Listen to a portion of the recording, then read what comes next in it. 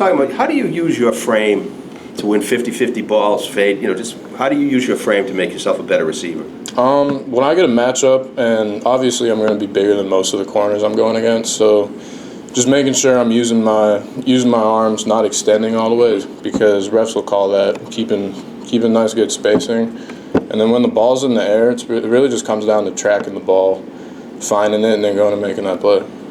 You take us back to your redshirt year. I'm sure with your talent, it was tough to sit on the bench and watch. Just how did that prepare you for last year to have a breakout year? Just getting to learn how to play the position, really, watching other guys, especially guys that are playing the X position. And then once the summer hit, it was just get ready to go and start grinding from there. Along those same lines, this time last year in spring ball was when you sort of made a case to play more. How much different of a player are you now this year at this time compared to last year? I'd say there's a big change from last year. I'm definitely more mature. The offense, I'm a lot more comfortable with the offense.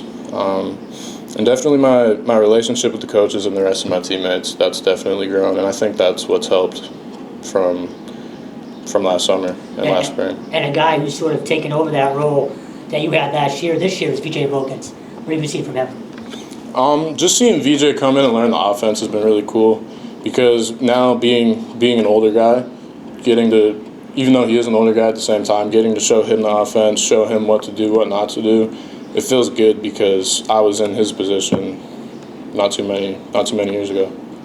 What are the next steps for you individually? How do you want to take your game to even another level? Right now we've got 5 practices left in spring ball, so just getting the most out of those 5 practices. And then from there it's just improving on every aspect of the game, going through the summer, having a great summer, and then hitting the ground running once the season comes. When you have such a competitive quarterback situation like you have this year, is it incumbent on the receivers to adapt to the quarterback, to learn their strong suits and weak suits, and so you can just change on the fly? You know what I mean? Yeah, we really try not to see it that way with strengths and weaknesses between 2 different quarterbacks, but at the end of the day, we're really just trying to play our game. Okay. But Grayson and Dylan do have a really good competition going on, but that doesn't change anything for the receivers. We just come out every single day and try and make as many plays as we can. Do they deliver a similar ball and everything too? Or? Yeah, they do. They both throw a really nice ball, so it's great playing for them. And last thing for me, Coach O'Brien commented that your blocking downfield has gotten better. Is that something you were consciously working on?